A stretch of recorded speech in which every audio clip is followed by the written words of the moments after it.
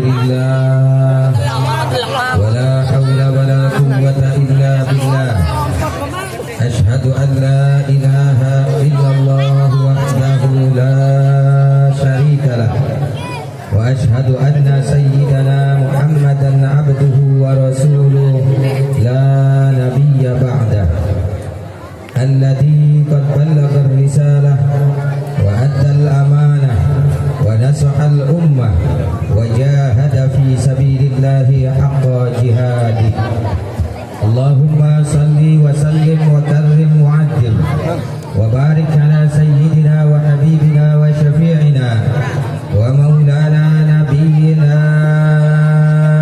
محمد صلى الله عليه وسلم وعلى آله الطاهرين الطيبين وأصحابه المهتدين من اهتدى هديهم في إحياء معالم الدين أما بعد فأقول وبالهداية والتوفيق قد قال الله تعالى في القرآن الكريم وهو أصدق القائلين أعوذ بالله من الشيطان الرجيم بسم الله الرحمن الرحيم إن الذين آمنوا والذين هاجروا وجاهدوا في سبيل الله أولئك يرجون رحمة الله والله غفور رحيم وفي آية أخرى ومن يهاجر في سبيل الله يجد في الأرض مراغما كثيرا وسعة الآية وقال نبينا ونبيكم سيدنا محمد المهاجر من هاجر ما نهى الله عنه وعن سيدتنا عائشة رضي الله تعالى عنها قالت قال النبي صلى الله عليه وسلم لا هجرة بعد الفتح ولكن جهاد ونية فإذا استنفرتم فانفروا الحديث صدق الله العظيم وبلغ رسوله النبي الحبيب الكريم ونحن على ما قال ربنا وخالقنا ورازقنا من الشاهدين والشاكرين والحمد لله رب العالمين.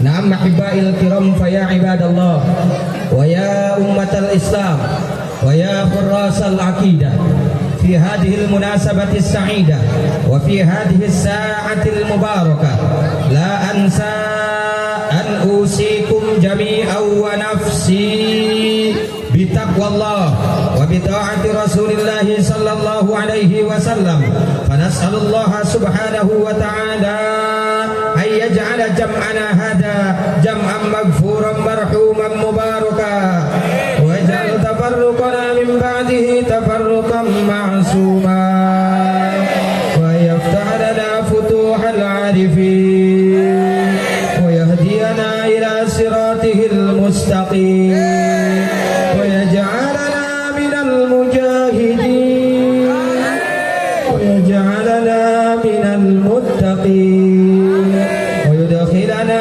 جنته جنة النعيم بحق سيد المرسلين والحمد لله رب العالمين. تقبل الله منا ومنكم فتقبل يا كريم. Fadilatul habaib asyurafa wa sa'adatul ulama'il fudala wa jami'il hadirin wal hadirat al ahibba'il a'izza rahimakumullah. Kepada yang sama kita hormati, kita cintai, kita muliakan serta selalu kita doakan segenap para habaib, para alimil ulama, para masyayikh, para kiai, para ajengan, para pimpinan pondok-pondok pesantren, pimpinan majlis-majlis taklim, pimpinan majlis-majlis zikir, pimpinan ormas-ormas Islam, pimpinan ormas kepemudaan, para sepuh, para pini sepuh, tokoh pemuka agama, tokoh masyarakat, tokoh pemuda selingkungan wilayah sepanjang Tenjo Ayu, Tirtayasa, Kabupaten Serang, Provinsi Banten, yang tentunya tidak bisa fakir sebutkan satu persatu namanya, namun fa insyaallah tidak mengurangi rasa ta'zim, takrim, ajri serta kecintaan saya kepada beliau-beliau semua. Wabil khusus yang kita cintai bersama, zuriatnya Habibina Muhammad sallallahu alaihi wasallam yang tadi telah menyampaikan daripada sedikit manfaat fadilahnya daripada salawat terhadap baginda Nabi Muhammad. Beliau adalah seorang cikal bakal, pejuang, penyambung lidah datuknya, yaitu Sayyidina Muhammad Habibina Al-Habib Sayyid Jidan As-Segaf bin Al-Habib Hamdi As-Segaf. Mari kita doakan bersama ulama dan kiai lainnya. Mudah-mudahan Allah Subhanahu wa taala selalu dan senantiasa berikan kekuatan istiqomah, dipanjangkan umurnya, disehatkan jasmani dan rohaninya, dimanfaatkan ilmunya, serta diberikan kebahagiaan dari dunia hingga akhirat. Amin ya rabbal alamin. Selanjutnya salam penghormatan ini saya sampaikan kepada segenap aparatur pemerintahan, wabil khusus sahibil wilayah, RT, RW, kepala desa beserta perangkat dan jajaran, yang mana sudah kita maklumi bersama bahwa beliau-beliau semua sebagai aparat birokrat pejabat adalah umaro kita, adalah pemimpin kita, yang mana kita juga mesti doakan mereka semua. Mudah-mudahan segenap aparat birokrat pejabat kita selalu dan senantiasa beriman dan bertakwa kepada Allah, sehingga mereka bisa tampil sebagai pemimpin-pemimpin yang amanah, pemimpin-pemimpin yang adil, pemimpin-pemimpin yang selalu cinta dengan rakyat dan negaranya. Amin ya rabbal alamin. Secara istimewa salam penghormatan ini saya sampaikan kepada segenap jajaran panitia penyelenggara daripada kegiatan tahunan rutinan halwah sana 1442 Hijriah, yang telah bekerja sama dengan segenap elemen masyarakat yang telah ikut membantu, menyokong dan menyumbang baik tenaga, pikiran ataupun harta bendanya. Mari kita sama doakan mudah-mudahan segenap jajaran panitia penyelenggara beserta seluruh yang telah membantunya diberkahi kehidupannya, dilapangkan kesempitannya, Allah selesaikan segala urusannya, Allah bahagiakan dunia akhiratnya, Allah istiqomahkan langkah perjuangannya.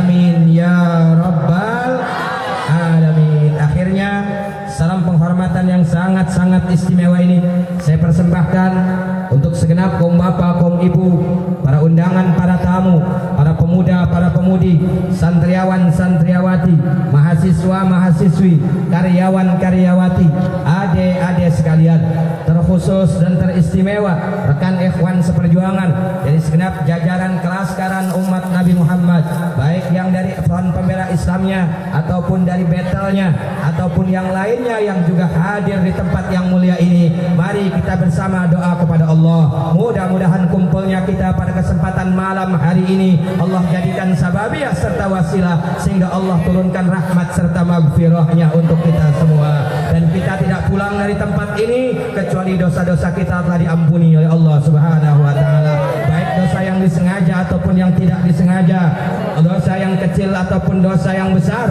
Allah lebur menjadi satu kebaikan berkat hadirnya kita di majlis pengajian, majlis peninggalan baginda Nabi Muhammad sallallahu alaihi wasallam, dan kita semua pulang dari tempat ini mendapatkan gelar predikat al-muttaqin yang kelak bakal menempati surganya Allah, jannatahu jannatan naim. Amin ya rabbal alamin. Ma'asyiral muslimina wa jumratal mu'minina wal muwahhidin, as'adakumullah. Pertama-tama dan yang paling utama sebagai awal kata pembuka cerita, marilah kita semua kembalikan segenap puja puji syukur kehadirat Allah Rabbun Ghafur yang telah memberikan nikmat yang tak terhitung, terutama nikmat iman, Islam, sehat badan serta panjang umur, sehingga pada kesempatan malam hari ini kita bisa dikumpulkan dalam satu perkumpulan, kita dipertemukan dalam satu pertemuan yang insya Allah ini perkumpulan, ini pertemuan diridhoi oleh Allah Subhanahu wa taala. Ini perkumpulan, ini pertemuan yang amat sangat berdesakan di saat masa pandemi corona ini. Justru kalau kita secara ilmu kedokteran, ilmu medis ini sangat dikhawatirkan, tapi secara hakikat zahiriyah, hakikat batiniah sesuai dengan daripada amanatnya Syekh Nawawi Tanara dalam kitabnya Tangkihul Qaul mentafsiri daripada sebuah hadisnya Nabi, utlubil ilma walau kana bainaka wa bainahu bahran minan nar. Carilah ilmu, tuntutlah ilmu, ngajilah kalian walau ada di antara kalian dan majelis ilmu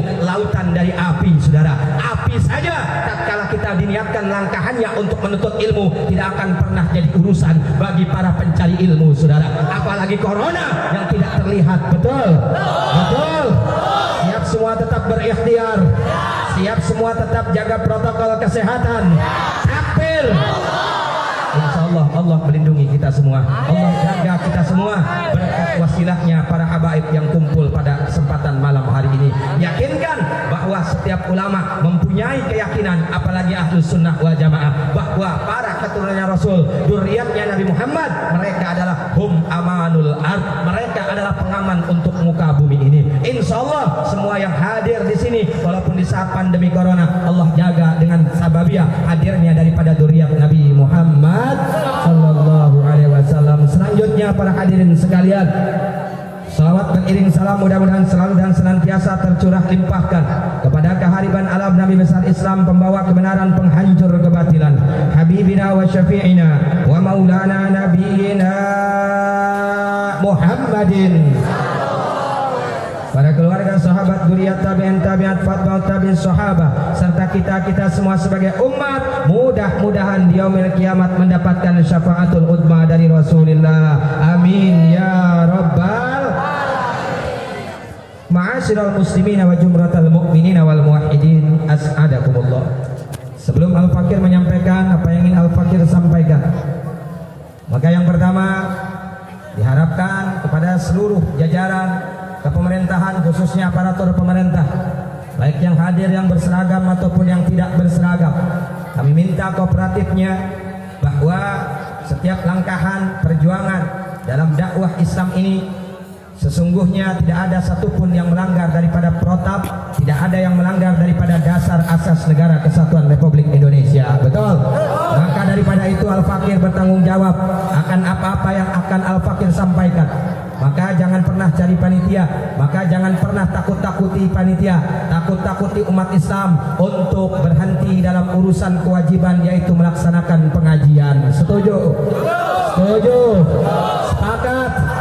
Semua yang hadir di sini siap bertanggung jawab akan apa-apa yang terjadi apabila ada yang terjadi. Betul? Siap bersatu untuk Nabi Muhammad, siap bersatu untuk memperjuangkan kalimat daripada yang diwariskan Nabi Muhammad. Takbir. Sallu ala Nabi Muhammad. Alhamdulillah. Terus. Sing pejiri balik-balik. Betul. Bakor. Iki judulnya kampanye pengaji.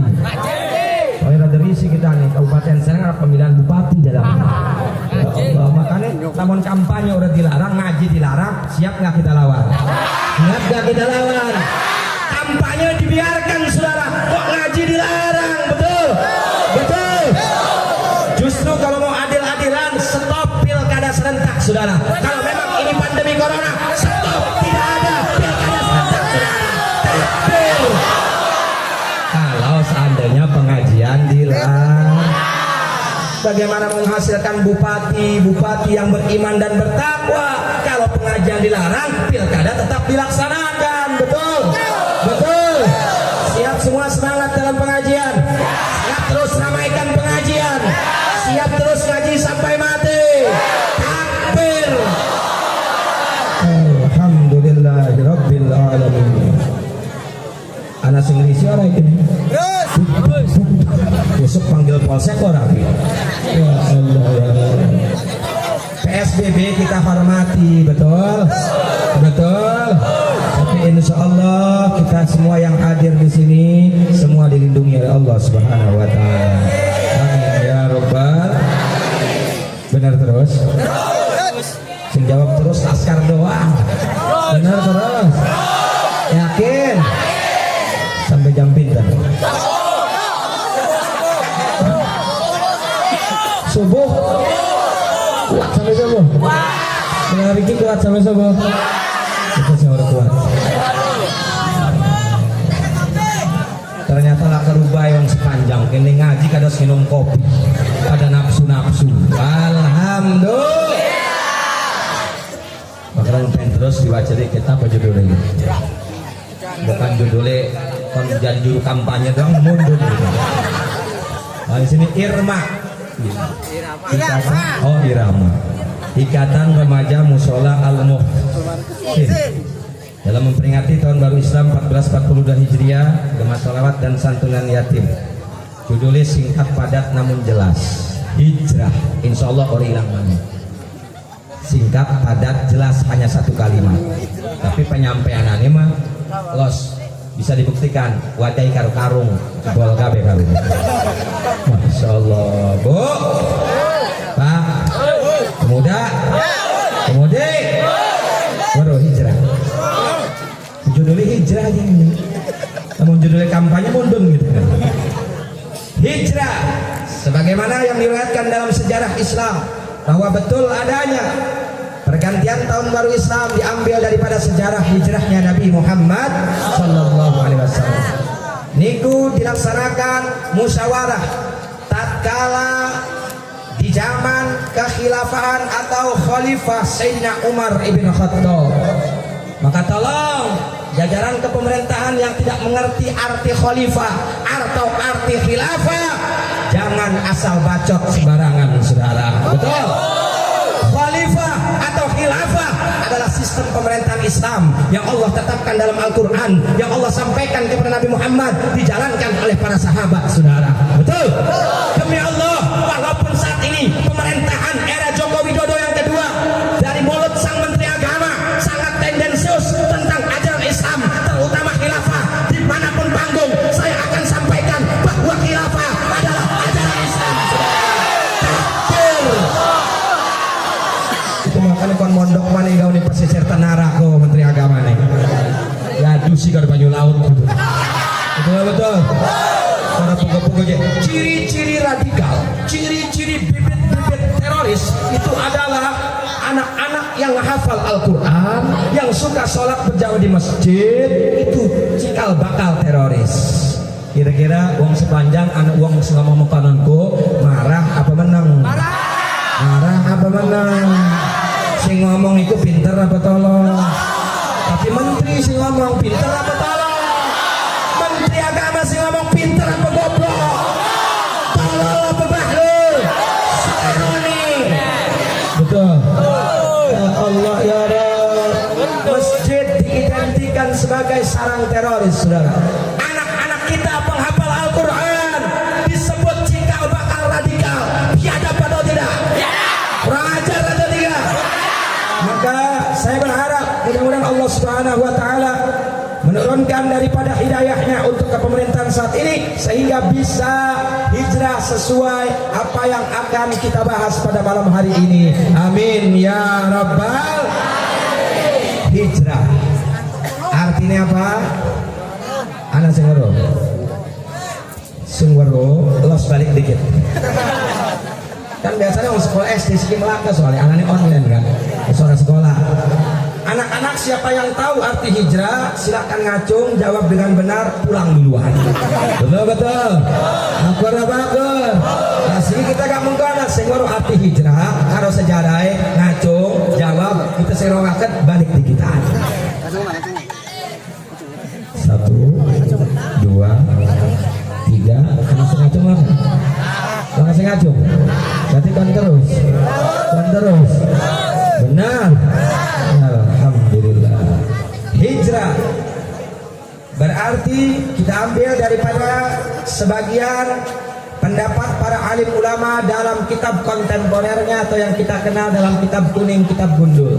Salah satunya adalah Al-Imam Ibn Hajar Al-Asqalani. Al-hijratu hiya al-intiqal ila makanin minal makan ilal makanil akhir. Jadi hijrah itu pindah saking tempat kang suwiji menuju tempat kang weneh. Hakikat tujuannya pindah tersebut adalah liiqamah. Kedua menetap itu arti dalam bahasa. Nah, berarti setelah kula sedanten sampun unik, kita semua sudah tahu arti hijrah itu adalah pindah saking tempat maring tempat. Berarti sing wonten niki sedantene sampun melaksanakan hijrah. Betul apa betul? Akur apa akur? Ana sing parek hijrah sing ado, tergantung jarak.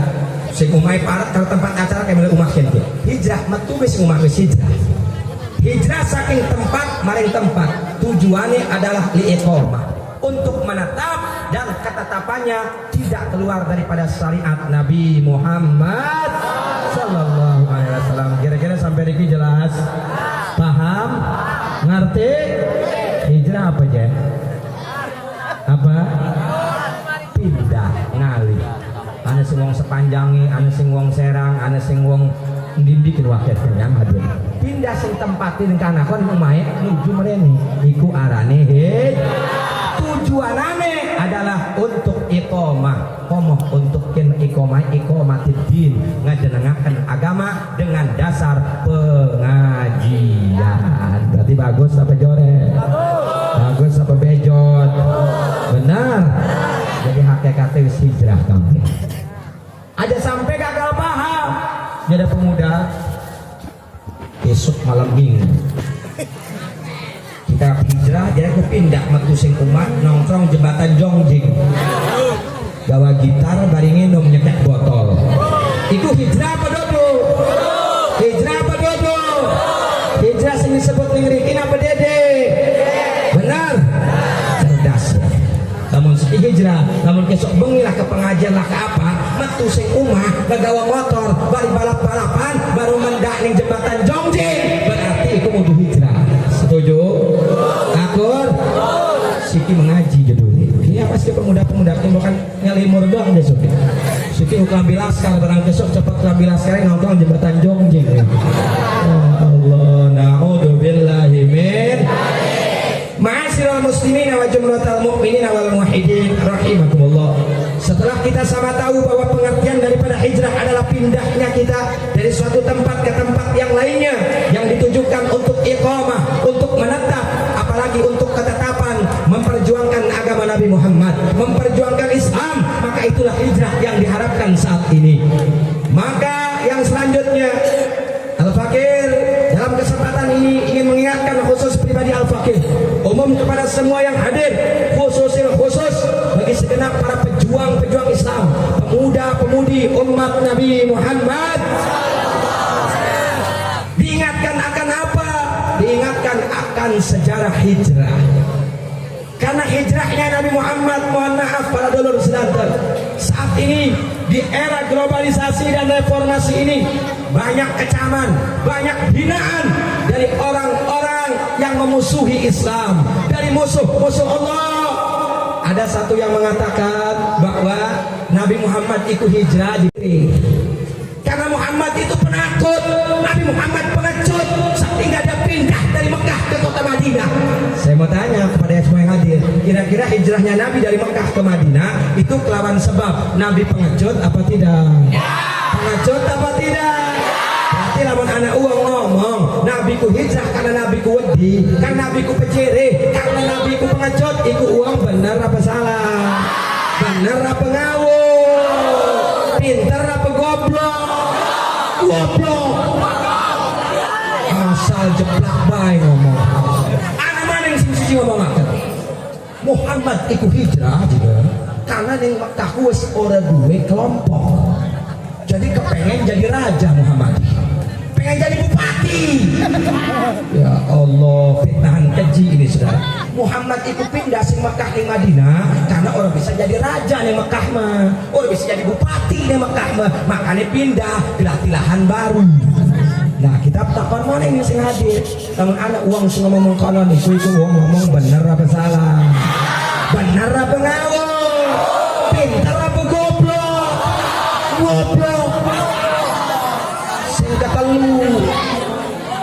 sing ketelu, anak mana sing ngomong Muhammad ikut hijrah juga. Ini pengdusunnya uang yakin. Karena Muhammad itu pengen kawin baik. Jadi Muhammad wis payung Mekah, pindah ke Madinah, gelah perawan mana. Jadi Muhammad itu pindah untuk tahta harta dan wanita. Saya mau tanya sekali lagi kepada semua yang hadir di sini, kalau ada orang yang memfitnah hijrah wajahnya Nabi dengan sedemikian rupa, apalagi ucapan-ucapan seperti tadi. Ini orang benar apa salah? Ucapannya benar apa ngawur? Otaknya itu pinter apa kebelingar? Pinter apa goblok? Pinter apa tolol? Goblok, tolol, bakluk. Nah, awas, pertanyaan mana? Aja goblok-goblokan uang dikit kiai. Aja asal ngegoblok-goblok akan uang. Coba lah mau lihat salah omongan kita mau ke jangan uang mau kan ya. Terus tujuan yang betul itu apa? Nabi Muhammad itu hijrah dari Mekah ke Madinah itu untuk apa? Anak segera jawabannya. Jadi aja main asal jeplak goblok, tolol, ngawur. Namun kita ini orang bisa ngejawab. Kok mau bisa gulat mah? Ada orang bisa ngejawab, pintar gulat, apa digulat kayak wong kongkon. Kalau jawab maning, biar bahasa saya ngomong apa? Dalil, keleh dalil, gelut. Betul, betul. Di mana Nabi Muhammad dihinakan, umat Islam wajib bangkit lawan siapapun yang menghina Nabi Muhammad, saudara. Setuju? Kafir. Saudara Nabi Muhammad. Di pembahasan sejarah niki. Kenapa? Karena pergantian tahun baru Islam itu bukan di Januari, saudara, tapi di Muharram. Betul? Ini Januari, Februari sampai Desember kawan. Ngaku mau pejuang Islam. Setiap anak kiai ceramah dikawal. Siap berjuang, siap takbir, takbir, Allahu Akbar. Ditakoni, coba bulan Hijriah ada rolas apa-apa. Muharram doang. Muharram, Safar, Rabiul Awal, Rabiul Akhir, Jumadil Awal, Jumadil Akhir, Rajab, Sya'ban, Ramadan, Syawal, Dzulqa'dah, Dzulhijjah. Rolas. Aja kawan Januari, Februari, Maret, April, Mei, Juni, Agustus, September, Oktober, November, Desember. Rombongan bupati. Betul. Lapor. Sengaja tak sebut-sebut bukan dari kampanye.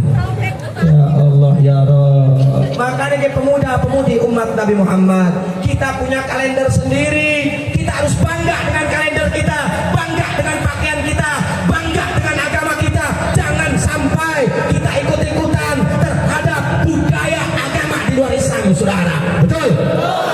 Di Januari jam rolas di tonggo nih. Dia pikir sepunya daging. Pikir skandal soalnya atusan kabeh. Sing duweni ketan orang ketuku daging sapi, daging kebo, daging ayam tuh. Tipis ada orang kuleu doang orang ketuku daging, tukune jagung.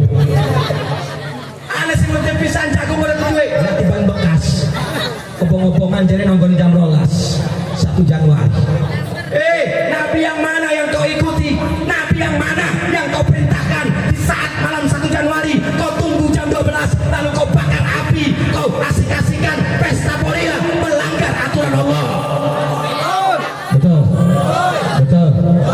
Ketika 1 Muharram dijaluki oleh panitia urusan yatim, padahal ning dompet yang atusan, ketan 20-an, 10-an, amang 2000 sing metu.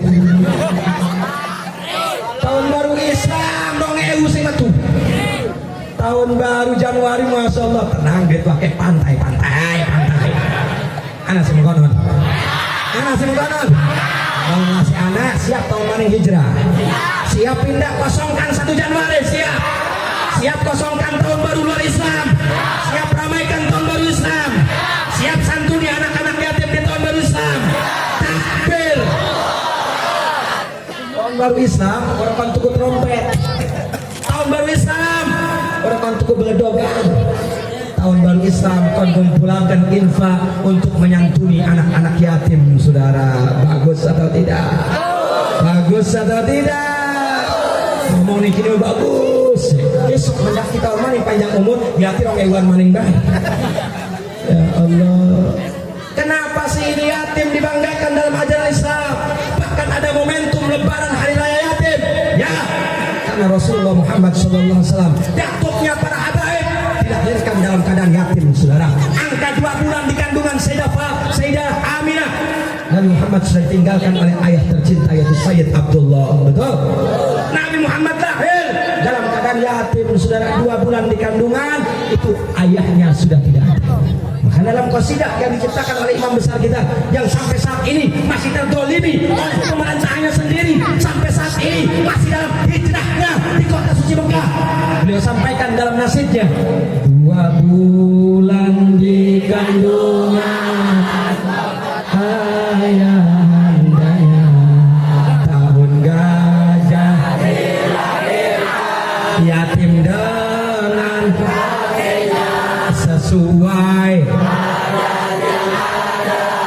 disusui 6 tahun usianya wafat ibu. Inilah yang penuh penuh itu sababiahnya para hadirin sekalian, kenapa anak yatim diagungkan dalam ajaran Islam. Bahkan Allah lindungi dengan undang-undang Allah. Jangan sembarangan sama anak yatim, saudara. Kalau undang-undang Jokowi kalian berani patuh, kenapa sama undang-undang Allah kalian berani melanggar, saudara? Ya Allah, undang-undang Jokowi takut. Was, ceramah kencang-kencang dikit penjara. Paul, undang-undang Allah nggak takut. Yatim itu dilindungi oleh Allah dengan undang-undang ayat suci Al-Quran. Salah satunya dalam surat Wadduha Allah sampaikan, wa ammal yatima fala, kepada anak yatim kita dilarang untuk membentak, saudara. Membentak saja tidak boleh, apalagi memukul, saudara. Masya Allah, berarti ini yatim ini mulia atau tidak? Mulia atau tidak? Makanya saya berharap kalau ada anak-anak yatim yang ada di sini, kalian jangan bersedih. Kalian harus bangga karena Nabi Muhammad pun yatim dilahirkannya. Betul? Insya Allah yatim-yatim zaman sekarang selama pejuang-pejuang Islam masih berdiri kokoh ada di barisan terdepan, yatim tidak akan pernah kesusahan, saudara. Takbir. Walaupun pemerintah tidak peduli sama anak-anak yatim, demi Allah umat Islam wajib bersatu, kita sama-sama santuni anak-anak yatim, saudara. Setuju? Siap bersatu? Takbir. Yatim. Timbul pertanyaan balik. Apa aja pertanyaannya? Ustaz, jereku Nabi Muhammad itu makhluk yang mulia, makhluk yang disayang oleh Allah. Saya jawab, iya betul. Tapi kok kenapa ya Nabi Muhammad kok seolah-olah nggak disayang sama Allah? Loh kenapa kata saya? Itu Nabi Muhammad belum lahir-lahir aja, itu ayahnya sudah tidak ada umur, ayahnya sudah didatangi malaikat Israel. Itu kan secara logika, secara mata kasat dunia, berarti Allah nggak sayang dong sama Nabi Muhammad. Allah nggak berikan kesempatan Nabi Muhammad untuk melihat ayahnya. Allah ambil nyawa ayahnya Nabi Muhammad saat Nabi Muhammad masih dalam kandungan. Mohon maaf, justru kasih sayang Allah itu nggak sama dengan kasih sayang ibu-ibu. Mohon maaf nih wong sepanjang, anak wakil model 10. Bapak ini enggak masih kira-kira pasti ngomong, wih premen bakal isirani pada bapak ini harus mati mengkenen kian. Pasti kan dono. Seolah-olah dihinakan, seolah-olah putus asa, seolah-olah tidak ada jalan untuk daripada mengurus anak-anaknya. Maka ibu-ibu yang ditinggalkan meninggal oleh suaminya yang tegar karena Sayyidah Aminah ibunda Rasulullah 2 bulan ketika mengandung Nabi Muhammad, ayahnya atau suaminya meninggal dunia. Jawabannya kenapa Allah ambil Sayyid Abdullah dari muka bumi? Karena jawabannya Allah amat sayang terhadap Nabi Muhammad. Allah ingin bedakan kemuliaan Nabi Muhammad dengan orang-orang yang sejajarnya, bahkan dengan kita-kita semua sebagai umatnya. Alasannya apa? Alasannya kalau Nabi Muhammad ini lahir, bapak ini malah mental, ikut pastikan arahnya bocah, pasti gelati bapak nih. Tiap-tiap anak kesusahan pasti abi yang menjadikan bapak atau abah dokocis. Allah tidak senang kalau dirinya diduakan, walaupun itu dengan bapak kandungnya sendiri. Sehingga Allah mengharapkan ketika Nabi Muhammad lahir, tidak ada kata yang terucap dari lisan Nabi Muhammad di awal dia lahir ke alam dunia, kecuali ia sebut Robbi, bukan abi. Langsung Robbi yang disebut. Rasulullah lahir dalam keadaan sajidan, sujud kepada Allah, menyebut nama Robnya dengan ucapan Robbi. Kalau kita di tangan bapak dan sakadin bisa jangan tiga nangis serayat ini. Ya Allah ya Rob. Jadi ada hikmah hikmah di balik ini semua? Kira-kira sampai Riki cerita ini jelas apa orang? Jelas apa dereng? Alhamdulillah. Itu hanya serangan doa. Fokusnya pada pejuang-pejuang Islam. Kenapa Nabi Muhammad hijrah? Maka jawabannya, karena pada waktu itu Nabi Muhammad sudah terdesak. Di samping emang hakikatnya adalah perintah Allah. Telepon. Karena Nabi Muhammad yang kita kenal dalam metode perjuangan saat ini ada 3 medan juang. Yang pertama dakwah, yang kedua hisbah, yang ketiga jihad fisabilillah. Ini 3-tiganya dilakukan oleh Nabi Muhammad. Dan pada kala itu yang pertama kali dilakukan Nabi Muhammad adalah dakwah, mengajak umat kepada kalimat tauhid, yaitu la ilaha illallah Muhammadur Rasulullah. Jadi saat beliau ini berdakwah, saat perintah tabligh itu datang, saudara.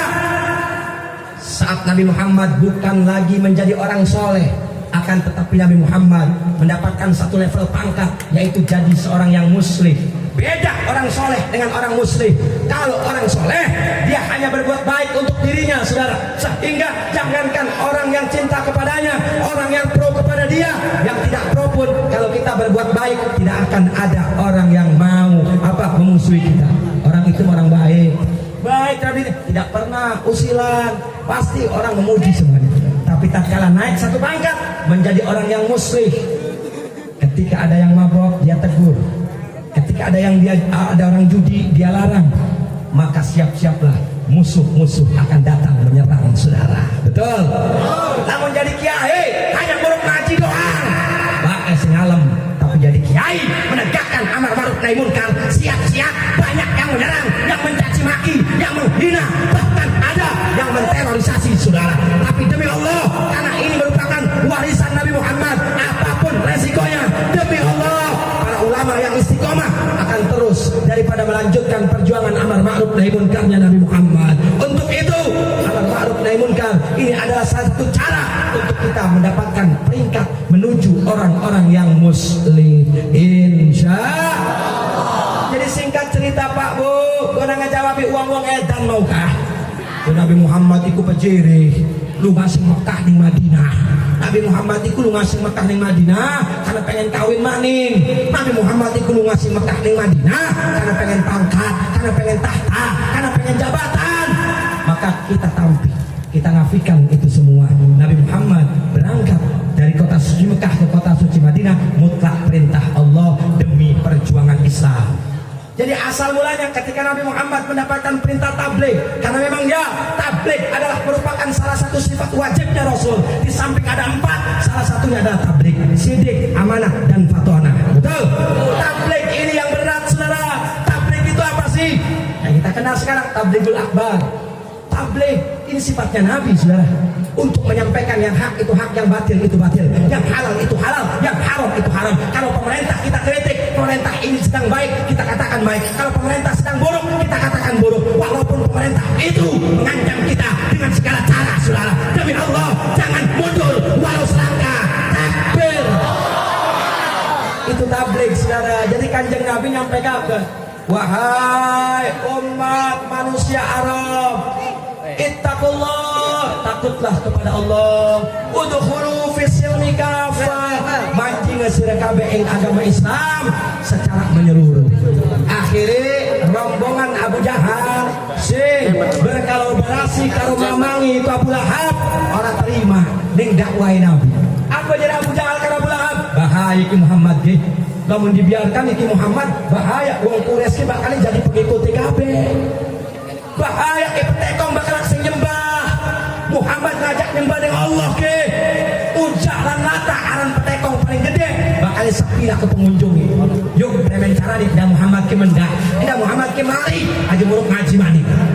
Akhirnya satu langkah diciptakan, satu manuver diciptakan oleh rombongan orang-orang kafir Quraisy. Yang pertama dilakukan oleh bibinya sendiri. Bibinya Bu, bibinya Nabi Muhammad, siapa namanya? Ummu Jamil. Ummu Jamil itu siapa? Rabine Abu Lahab. Sing elok kita sing waca Quran juz amma pasti yang membaca surat Tabat anu. Tabat siada Abi Lahab wa tab. Ma'adna anhu malu wa ma kasab. Saya selana ronda talhabi wa mro'atu. Siapa itu Imro'ah? Imro'ah tersebut adalah bibinya Nabi Muhammad, yaitu istrinya Abu Lahab. Muhammad ini tidak mendeng merok ngaji nih. Anaknya bibi yang ponakan, tapi iki bibi sengitnya beneran yang ponakan. Setiap subuh, kanjeng Nabi harus berangkat ke masjid, digedor deket lawang. Tok tok tok tok. Mat. Ngapa bi? Orang dede, coh dia doi lain. Apa Nabi Muhammad melawan? Tidak, saudara. Kenapa? Yang diludahi adalah dirinya Nabi Muhammad. Itu Ummu Jamil tidak menghina Al-Quran, itu Ummu Jamil tidak menghina Islam. Maka Nabi Muhammad memaafkan kelakuan Ummu Jamil, karena yang diludahi adalah diri pribadi Nabi Muhammad. Tapi kalau yang diludahi Quran, itu lain urusan, saudara. Betul? Maafkan. Nah iki laki sing biasa dienggo karo cebong-cebongku. Nabi Muhammad adalah ngajak gula, dia doi kemenang baik. Jika orang-orang tempati ngomong sirah. Ya Allah ya Rabb, akhirnya tujuannya apa sih ku bibiniku? Setiap kanjeng Nabi arep metu sing umai ketika waktu subuh, arep menjalankan sholat subuh, diludahi sambil dicibir, sambil dicaci, sambil dimaki, sambil dipadoni. Tujuannya cuma satu, supaya Muhammad berhenti jangan menyampaikan kalimat tauhid, supaya Nabi Muhammad berhenti jangan menyampaikan Al-Quran, saudara. Tapi demi Allah, walaupun dicaci maki, walaupun diludahi, Nabi Muhammad tetap tegar dalam dakwah, tidak mundur walau selangkah, saudara. Berarti Nabi Muhammad bagus atau tidak? Kuat atau tidak? Mulia atau tidak? Siap lanjutkan perjuangan dakwah Nabi Muhammad? Takbir! Itu menjadi penceramah, MBK selatih polisi doang langsung kabur. Aduh, kita harus orang wanita ceramah maning si Kimawis. Nabi Muhammad dicaci maki, Nabi Muhammad diludahi, saudara. Untuk apa? Untuk disuruh berhenti supaya tidak ceramah mengatakan yang hak itu hak, yang batil itu batil. Tapi Nabi Muhammad tidak sedikit pun menyerah. Shallu ala Nabi Muhammad. Akhirnya dicaci maki, diludahi, tidak berhasil. Nabi Muhammad tetap ngajar ngaji. Cara berikutnya, apa cara berikutnya? Nabi Muhammad diultimatum. Muhammad aja mancing di wilayah kian, Muhammad aja mancing di blok kian. Sampai suatu ketika Nabi Muhammad keluar dari kota Mekah menuju kota Taif. Jadi rombongan Abu Jahal dikit model pula ke sing terumbu ke arep mancing di wilayah apa ke sepanjang. Iku rombongan musuh-musuh Islam wis merene dikit. Awas ya, lamun anak uang aran Muhammad Nasaudi aja terima wong edan. Aja diterima. Ika kan provokator kan, aja diatur-aturi maning. Jadi saya nggak kaget sekarang ada orang begitu, karena Nabi Muhammad dulu digitukan, saudara. Nabi Muhammad sebelum masuk Taif, Abu Jahal duluan masuk Taif. Apa kata Abu Jahal? Wahai masyarakat Taif, kalau besok ada seorang pemuda yang bernama Muhammad, jangan kalian terima. Itu Muhammad itu majnun, Muhammad itu sahir, Muhammad itu kadzab, Muhammad itu orang gila, Muhammad itu dukun, Muhammad itu orang stres, saudara. Ya Allah, akhirnya apa yang terjadi? Ketika keesokan harinya Nabi Muhammad masuk ke Taif untuk mendakwahkan Islam, Nabi Muhammad bukan disambut tapi disambit, saudara. Disambit pakai batu sehingga gigi gerahamnya jatuh, saudara. Allahu Akbar. Padahal Nabi kesayangan Allah. Maka pertanyaan untuk pejuang-pejuang Islam, kalian ini kemanapun kalian dakwah, mengawal para alim ulama, kalian disambut oleh masyarakat. Nabi Muhammad dulu bukan disambut tapi disambit pakai batu. Jadi bahasa ini ditempuk. Kita mau diselamati ini kan? Nabi Muhammad dong yang ditimpuki. Kenapa? Karena orang-orang Taif terprovokasi oleh Abu Jahal, saudara. Jadi kalau ada orang yang mengompor-ngompori panitia, jangan undang kiai ini, jangan undang kiai itu, berarti anak buah Abu. Anak buah Abu. Saya tidak peduli pangkatnya, mau itu polisi, mau itu tentara, dia mau coba-coba menghalangi dakwah FPI, berarti saya sampaikan dia rombongan Abu Jahal, saudara. Betul? Jangan undang-undang FPI. FPI itu provokator. FPI itu cuma bikin panas negara aja, panas pemerintah aja. Masya Allah. Berarti orang yang seperti itu yang lagi korengan itu, hatinya. Betul-betul. Nabi Muhammad mau dakwah ditimpukin, tapi Nabi Muhammad berhenti tidak dalam melaksanakan dakwah? Berhenti apa tidak? Berarti kalau tidak berhenti, Nabi Muhammad ini kuat apa tidak? Pemberani apa pengecut? Takbir. Ini jangan enak baik, Muhammad itu pengecut. Yang Muhammad pengecut wis kabur sih kuno. Tapi apa yang terjadi ketika gigi gerahamnya jatuh? Langsung Allah utus malaikat Jibril. Jibril langsung sanggah iku untune Muhammad aja sampai naik yang lemah, aja sampai naik yang lemah. aja sampai netes nih mah. Kenapa? Kalau sampai pada waktu itu Jibril terlambat, gigi Nabi Muhammad gerahamnya jatuh ke pasir tanah Taif atau darahnya menetes ke pasir tanah Taif, maka kata Allah tidak akan pernah ada tumbuhan yang akan tumbuh di atas muka bumi ini, saudara. Masya Allah, saking mulianya darah Nabi Muhammad. Pertanyaan untuk para pejuang lagi.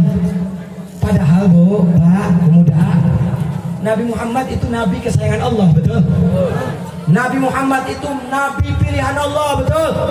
Nabi Muhammad itu adalah penyebab adanya alam raya, betul? Tapi pertanyaannya, kenapa ya?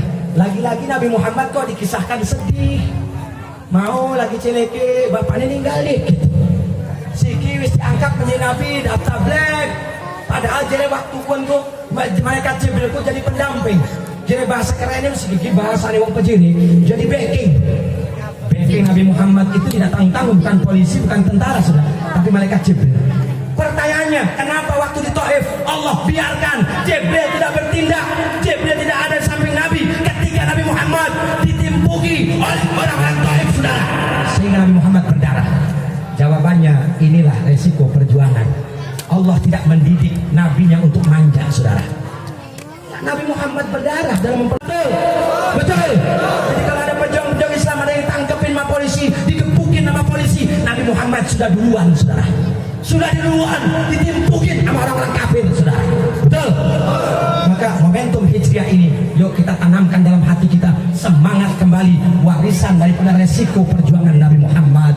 Jadi para laskar, para pejuang-pejuang Islam, jangan gentar, jangan mundur walau selangkah pun, karena Nabi tidak pernah mengajarkan mundur. Walaupun beliau gigi gerahamnya, gigi gusinya jatuh karena ditimpukin orang-orang kafir, Nabi Muhammad tetap maju ke depan sampai hancur, saudara. Takbir. Itu mau jadi pejuang dia cengeng. Embek dipentong kalau polisi bisa seorang melu-melu maning kapok, itu kapok. Orang demo maning kapok. Cemen niku berarti. Takbir paling melumong. Ketika itu para ilmu ulama, siap-siap kalian berangkat ke Jakarta. Kenapa? Karena saat ini ada RUU Ciptaker. RUU Ciptaker ini kepanjangan daripada RUU Omnibus Law yang akan mengatur pondok pesantren supaya setiap pondok pesantren yang ada di Indonesia harus mendaftarkan Kementerian Agama Pusat, sehingga yang tidak mendaftar kiainya akan ditangkap, dipenjarakan 10 tahun dan didenda 1 miliar. Maka ini perjuangan umat Islam, saudara. Jangan mundur walau selangkah pun, batalkan itu undang-undang, betul? Siap bersatu? Ketika ada instruksi dari pusat, siap kita datang ke Jakarta. Siap kita kepung istana. Takbir. Nabi Muhammad tidak mengajarkan untuk kita mundur, walaupun beliau sendiri berdarah, saudara. Ini menunjukkan bahwa kata Allah, memperjuangkan Islam itu tidak mudah. Berjuang dalam Islam itu, Nabi Muhammad saja aku biarkan berdarah. Nah, kalau kita hanya sebagai umat itu doang, lah kasih buku wirengnya. Nah, tatkala wis apregel iku bagus ini, baru malaikat Jibril datang. Namun dipikir karena akal sehat, ya Allah berarti sudah sayang kan. Jibril terlambat, malaikat kok terlambat datangnya. Karena hakikatnya Allah yang nyuruh. Ini adalah skenario dari Allah untuk dicontoh bagi kita semua penerus pewaris perjuangan Nabi Muhammad. Shallu ala Nabi Muhammad. Insyaallah. Jadi berat perjuangan itu Pak. Akhirnya ditimpuki berdarah. Maksudnya mendapat menda jangan ngaji mani. Tapi demi Allah Nabi Muhammad tidak berhenti. Terus baik ngaji. Sampai caci maki ditimpu gara mempan, akhirnya sing ketelu. Remen canjir Abu Jahal indah menda Muhammad ki. Indah jeung ngaji mani Muhammad ki. Diutuslah sebuah utusan dari golongan kafir-kafir Mekah. Ngagawa apa? Ngagawa 3 tawaran. Maksudnya apa? Maksudnya gona nyogok Nabi Muhammad. Akhirnya kecil nyerah intinya wong kafir. Karena dia doy orang mempan, caci maki orang mempan, diboikot orang mempan, sampai ditimpu orang mempan, tetap nguruk ngaji baik. Akhirnya ditawari Muhammad, wis kita nyerah. Bukan sih pengen jadi raja, ngomong baik. Siap kita mau Mekah, ngangkat sirah jadi raja. Sing penting siji syaratnya apa? Syaratnya mendah aja, ngomong-ngomong Islamani. Sing teroro Muhammad bukan masih kurang jadi raja kurang, bukan sira butuh kawin maning, tak kumpulakan wadon-wadon perawan sing paling ayu-ayu, ulos pilih karo sira, kawin karo sira, sing penting siji syarate mendah aja ngajaraken Islam maning. Sing ketelu, wahai Muhammad, jika engkau mau kami akan penuhi, kabulkan apapun yang kau mau. Yang penting satu syaratnya, kau berhenti, jangan dakwah ke Islam. Nabi Muhammad dirayu, dibujuk untuk disuap supaya berhenti berdakwah, saudara. Tapi apakah Nabi Muhammad pada waktu itu mengiyakan? Nabi Muhammad berpikir dulu, atau Nabi Muhammad langsung menolak? Demi Allah, saat itu juga, saat bibir si perayu tersebut lingkam, tersumpal dengan sendirinya, Nabi Muhammad langsung berdiri, langsung menjawab, jangankan baru tahta wanita, jabatan, andaikan rembulan engkau taruh di tangan kanan pundak kananku dan matahari pundak kiriku untuk aku meninggalkan dakwah ini, demi Allah, wallahi ma taraktu, aku tidak akan pernah meninggalkan dakwah ini. Sallu ala Nabi Muhammad. Akhirnya disogok orang mempan. Tapi kita mah aneh sih, ngaku kiai, pewaris Nabi, diancam kiai, aja kencang-kencang ngaji nih, aja keras-keras ngaji nih, tak bacok, kalau si bacok orang mempan diancam, tak bedil kalau si bedil mati syahid. Orang mempan bagus itu kiai. Ketika takbir, kiai ampurani ya, yang simpenkan ngaji nih sepanjang, aja kencang-kencang ngaji nih, anak kecil serong koper. Oh iya mikir, ya rabi nih kan, jangan sepisan keno aja kencang-kencang di ngaji nih, aja keras-keras, cukup lumayan rong koper. Jadi si rabi nih go, cukup lah wes jadi nih, imanuhum fi koperihim, rong koperihim. Allah, pakai kiai bukan. Padahal Nabi Muhammad buat ngajarakan menerima suap, apalagi untuk memperjuangkan agama, betul? Maka saya himbau kepada seluruh masyarakat Kabupaten Serang, siapapun calon yang akan kalian dukung, demi Allah jangan sepeser pun kalian menerima suap dari mereka, saudara, betul? Siap berjuang, siap bersatu, siap ikuti komando ulama. Takbir. Sallu ala Nabi Muhammad. Nabi Muhammad orang ngajarakan, kau ngelatih sogokan, kau mau disogok gelem. Nah, sing terakhir akhirnya dicaci maki orang mempan, diboikot orang mempan, diedoi orang mempan, sampai dirayu, disuap orang mempan. Akhirnya tibalah saat-saat detik hijrah. Abu Jahal wis koplak, Abu Lahab wis sedeng, wis hilang akal sehatnya, saudara. Sehingga orang-orang kafir mengumpulkan seluruh pemuda-pemuda Quraisy dengan lengkap membawa persenjataannya. Untuk apa? Untuk melakukan rapat di Darun Nadwah. Rapat besar, konferensi meja bundar. Untuk apa? Untuk menghabisi Nabi Muhammad. Karena Muhammad ini dicaci maki gak mempan, dia tetap dakwah. Disogok gak mempan, dia tetap dakwah. Ditembok tetap gak mempan. Gak ada cara lain kecuali Muhammad malam ini juga kita bunuh. Itu kata Abu Jahal. Akhirnya sepakatlah itu orang-orang kafir mengepung rumah Nabi Muhammad. Dikepung rumah dengan persenjataan yang lengkap, sehingga golok, sehingga pedang, sehingga panah, sekabeh ngepung rumah Nabi Muhammad. Pada saat itulah turun malaikat Jibril untuk menyampaikan perintah Allah bahwa Muhammad, saat inilah engkau waktunya hijrah ke kota suci Madinah. Kenapa Nabi Muhammad hijrah? Bukan berarti Nabi Muhammad penakut. Kalau Nabi Muhammad penakut, Nabi Muhammad bisa kabur sembarang bengen di Mekah, betul? Bukti Nabi Muhammad di Kuanten. Ketika Nabi Muhammad arep berangkat sing omahe, orang Melayu santai. Dibuka lawang sesorone, kafir padanya santai bae melaku enggak. Karena Nabi Muhammad membaca satu ayat dari surat Yasin, yaitu waja'alna min baini aydihim saddaw wa min khalfihim saddan fa aghshaynahum fahum, sambil ngambil pasir dari rumahnya.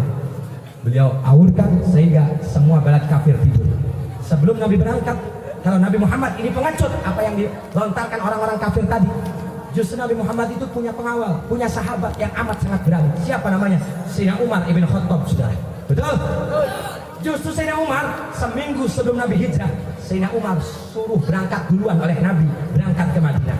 Lama Nabi ke pejere, pasti ngomong kayak Umar, ningkini bedeket, baturi kita Umar, baturi kita newedi, pasti konon. Tapi apa? Orang Umar kan berangkat dikit ning Madinah. Berarti itu jawaban bahwa Nabi Muhammad tidak pengecut, tidak pejere. Betul.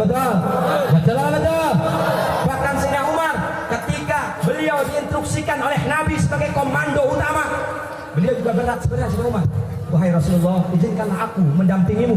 Perasaanku tidak enak, wahai Rasulullah, biarkan aku mendampingimu. Apa kata Rasulullah? Tidak Umar, cukuplah yang mendampingiku adalah Sayyidina Abu Bakar, dan aku pasrahkan semuanya kepada Allah. Kau berangkat kawal sahabat-sahabat yang sudah tua, umat-umat Islam yang sudah tua renta, kau amankan sehingga sampai ke kota Madinah, kau kawal mereka. Kalau begitu, sami'na wa ta'na, kata Sayyidina Umar. Itu seorang pejuang, saudara. Ketika komando datang, sami'na wa ta'na. Betul. Ini mah enggak, Kiai udah ngomong, Habib udah ngomong, siap Habib, sami'na wa asoina. Aku dengar, aku langgar. Sayyidina Umar, aku dengar, aku taat. Sampai saking jengkelnya, emosinya dia luapkan. Sayyidina Umar luapkan emosinya. Dia loncat dari kudanya menuju Baitullah, ke Ka'bah dia loncat, sehingga berdiri di atas Ka'bah. Apa kata Sayyidina Umar? Sayyidina Umar berbicara dengan lantang kepada orang-orang kafir Quraisy. Hei orang-orang kafir Quraisy, siapa di antara kalian yang kepengen istrinya jadi janda, yang kepengen anaknya jadi yatim? Aku Umar saat ini mendapatkan perintah dari Rasul untuk mengawal sahabat menuju kota Madinah. Silakan cegat aku tengah jalan. Umar nantang sudah kepada orang-orang kafir. Satu pun orang-orang kafir tidak ada yang berani sama Sayyidina Umar. Saudara. Umar berangkat. Saya sing dia apa reging lah, sing dia orang merendeng sebelum berangkat. Namanya gak kita cegatan si Kiki yang si Umar paling gak labirnya jadi janda, anaknya jadi yatim. Umar memenangan si Umar, saking emosi ini kon berangkat karena Nabi. Sayyidina Umar si paling wanting kon berangkat di kita. Nabi berangkat kali berarti ini menunjukkan kalau Nabi pemberani, betul? Semua yang ada di sini yakin kalau Nabi kita itu pemberani, bukan pengecut. Yakin atau tidak? Yakin atau tidak? Nabi Muhammad itu pengecut apa pemberani? Nabi Muhammad itu pejereh apa pemberani? Shallu ala Nabi Muhammad. Singkat cerita, Umar sudah berangkat. Malam itu dikepung, Nabi Muhammad memanggil Sayyidina Ali. Wahai Ali, kesini engkau. Sayyidina Ali posisinya pada waktu itu, Sayyidina Ali seorang pemuda. Dia yang nikah, Bu. Dia yang nikah, Pak. Dia yang nikah pemuda, jomblo. Jadi Kanjeng Muhammad Ali tugas sira mekenen. Apa ya Rasulullah? Tugasmu adalah kau tidur di kamarku, kau tidur di tempat tidurku. Sedangkan Bapak, resikone turu pada waktu si pangpuniku dan peturuan Nabi adalah dikepung karung kafir, dipaten karung kafir. Apakah Sayyidina Ali menolak? Buat apa jadi Ali? Wahai Rasulullah, sami'na wa ta'na. Aku dengar, aku taat. Nah ini bocah dom zaman sikim. Dia ngomong pejong-pejong. Pemikiran kita jadi komando nih, komandan nih. Kita dipateni. Jadi sini turun kamar kita ya. Kita lu ngadi jadi aja kita sih. Pai bocah sih kayak gue. Sayyidina Ali orang ngomong padahal itu Abu Bakar. Ya Rasulullah, Abu Bakar besi kita mendurung kawin. Abu Bakar sih wis tua kan turunin gini. Apa Sayyidina Ali ngomong begitu? Enggak, saudara. Demi Allah, Sayyidina Ali langsung korbankan jiwa raganya untuk Nabi Muhammad. Dia rela tidur di tempat tidurnya Rasulullah pada malam itu, walaupun resikonya terbunuh oleh orang-orang kafir. Berarti Sayyidina Ali karomullah wajah bagus atau tidak? Pemberani atau pengecut? Siap ikuti dan teruskan perjuangan Sayyidina Ali. Takbir. Tidak pernah membantah ketika Nabi perintah, sudah. Sayyidina Ali karomullah wajah. Karena Sayyidina Ali pada waktu Rasulullah mau keluar dari rumahnya beralasan kuat. Apa Sayyidina Ali? Wahai Rasulullah, aku hanya Ali. Siapa si Ali? Ali hanya pemuda kampung. Jika besok Ali meninggal, maka Ali yakin besok bakal lahir Ali ribuan Ali di kota suci Mekah. Tapi jika malam ini engkau yang terbunuh, wahai Rasulullah, Quran tidak akan pernah selesai. Sedangkan Quran pada waktu itu belum sempurna 30 juz, belum sempurna 6.666 ayat, belum sempurna 114 surat. Maka kata Sayyidina Ali, biarkan Ali yang terbunuh malam ini. Karena Ali kalau terbunuh, banyak ribuan Ali yang akan lahir. Tapi jika engkau wahai Rasulullah yang terbunuh malam ini, maka saya yakin Islam tidak akan pernah nyampe ke kampung sepanjang, saudara. Maka itulah salah satu alasannya kenapa Allah hijrahkan Nabi Muhammad ke kota suci Madinah. Jadi inti kesimpulannya, tujuan hijrah adalah untuk iqamatiddin, untuk mempertahankan dakwah Islam, mempertahankan agama Islam, sehingga alhamdulillah agama Islam hampir menguasai ke seluruh dunia. Alhamdulillah. Lamun pada waktu niku Kanjeng Nabi terhijrah, mungkin saus Kanjeng Nabi terbunuh pada malam itu. Kalau Nabi Muhammad terbunuh, maka Quran tidak akan pernah tuntas, saudara. Maka dakwah Islam tidak akan pernah menyeluruh sampai saat ini. Berarti hikmah daripada hijrah ini besar atau kecil? Besar atau kecil? Berarti orang yang berhijrah itu mulia apa buruk? Bagus apa Allah? Bagus apa bejot? Pemberani apa pengecut? Makanya kesimpulan dari cerita tadi, sekarang Al-Habib Rizik bin Husain bin Syihab dan Al-Habib Bahar bin Ali bin Smith, mereka berdua mengalir dalam tubuhnya adalah darah Sayyidina Muhammad. Betul? Betul? Ingat, wahai saudara-saudaraku orang sepanjang dan sekitarnya, jaga mulut kita, saudara.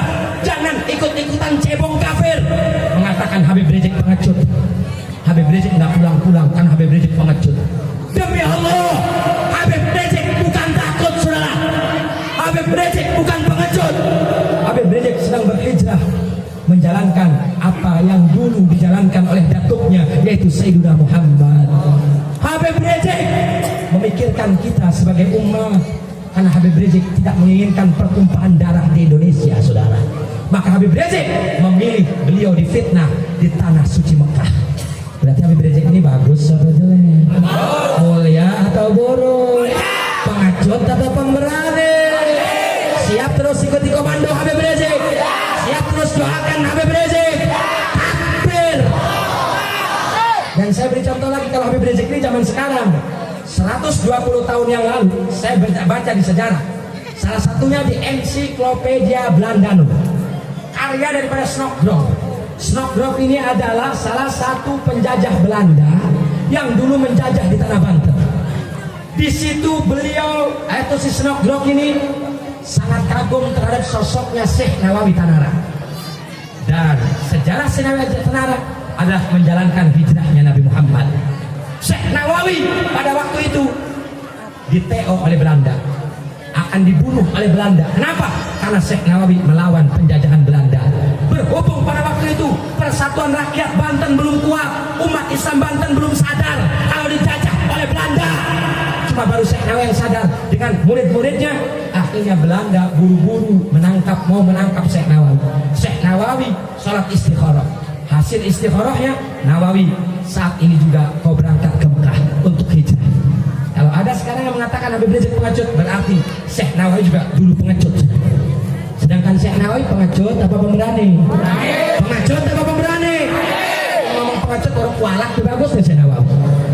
Sampai-sampai Syekh Nawawi, saudara, tidak keburu lagi pulang ke Tanara. Beliau meninggal di kota suci Mekah, dikuburkan di Makla. Itu demi apa? Demi kemerdekaan Republik Indonesia, saudara. Masya Allah, pejuang internasional itu Syekh Nawawi. Sampai beliau rela meninggalkan tanah air, hijrah ke Mekah sampai meninggal di Mekah. Tapi tetap di Mekah juga beliau berpikir bagaimana cara waktu itu Indonesia supaya merdeka. Sehingga pada tanggal 9 Juli 1888, hasil daripada istikharah Syekh Mekah, hasil daripada istihad Syekh Nawawi, hasil daripada perjuangan Syekh Nawawi, ketika orang Indonesia berangkat haji, diomongi siji-siji. Sira balik ke Mekah langsung ya, kumpulkan kekuatan masyarakat lawan Belanda sing posek di Cilegon. Ke tanggal semini serbu posek dari Syekh Nawawi. Syekh Nawawi tetap di Mekah, tapi komandonya tetap jalan, saudara. Maka komando itu datang pada tanggal 9 Juli 1888, diberikan mandat kepada Syekh Wasid Beji Cilegon yang didampingi oleh Syekh Arsad Towil Lempuyang. Diserbulah itu posko Belanda pada tanggal 9 Juli 1888 yang terkenal dalam sejarah Geger Cilegon, saudara.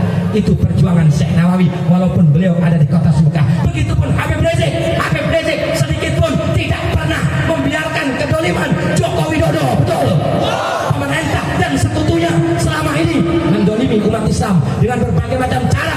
Habib Rizik selalu memantau, Habib Rizik selalu memberikan komando. Berarti Habib Rizik ini bagus atau jelek? Bagus atau jelek? Selalu mengontrol pemerintah. Bedanya Syekh Nawawi dulu jelas musuhnya Belanda, saudara. Kalau sekarang musuhnya abu-abu, tapi lebih jahat daripada Belanda, saudara. Betul? Betul? Begitupun Al-Habib Bahar bin Ali bin Smith, saudara. Beliau ujlah, hampir sama dengan hijrah, karena didolimi oleh pemerintahnya sendiri. Beliau dipenjarakan, saudara. Sampai-sampai hanya melanggar PSBB, pemerintah dengan teganya membuang sang zuriat Nabi, membuang yang dimana dalam dirinya mengalir darah Nabi Muhammad di penjara yang amat sangat hina, yaitu Nusa Kambangan. Betul? Maka pemerintah saya sampaikan, dari mulai presidennya, dari mulai wakil presidennya, kementeriannya, TNI Polri-nya, ittaqullah, takutlah kalian kepada Allah, karena darah dagingnya para habaib itu beracun. Darah daging habaib itu berasal daripada darah daging Nabi Muhammad. Betul? Tobatlah kalian semua sebelum Allah mengadab kalian. Betul? Maka sekali lagi sebelum saya akhiri, semua yang ada di sini terkait urusan hijrah, berarti para ulama menjalankan hijrah juga. Terus apa yang harus kita lakukan terkait hijrah ini? Apakah kita juga harus berangkat dari sepanjang ini ke Mekah? Bukan, saudara. Karena kata Nabi melalui riwayat hadis Aisyah, la hijrata ba'dal fathi walakin jihadun wa niyatun fa idastum firtum fangfiru. Dan Nabi juga bersabda, al muhajir man hajara ma'anahallahu anhu. Bagi kita semua yang ada di sini, hijrahnya hijrah yang mana? Pindah dari tadinya kurang baik menjadi yang baik, dari tadinya baik menjadi lebih baik. Terus kita tingkatkan keimanan dan ketakwaan kita. Itulah hijrah kita. Ibu-ibu sing derek bangke menjalankan hak-hak kangge lakine, kewajiban-kewajiban kangge lakine, maka mulai saat ini hijrahlah, mulai jaga akhlak kepada suami. Begitupun para anak-anak kalian, mulai saat ini yang belum merasa berbakti kepada orang tua kalian, hijrahlah, berbaktilah kepada kedua orang tua kalian, insya Allah. Begitupun juga pemerintah yang selama ini mendolimi, banyak melakukan kedoliman, hijrahlah kalian, yuk tinggalkan kedoliman menuju peribadatan.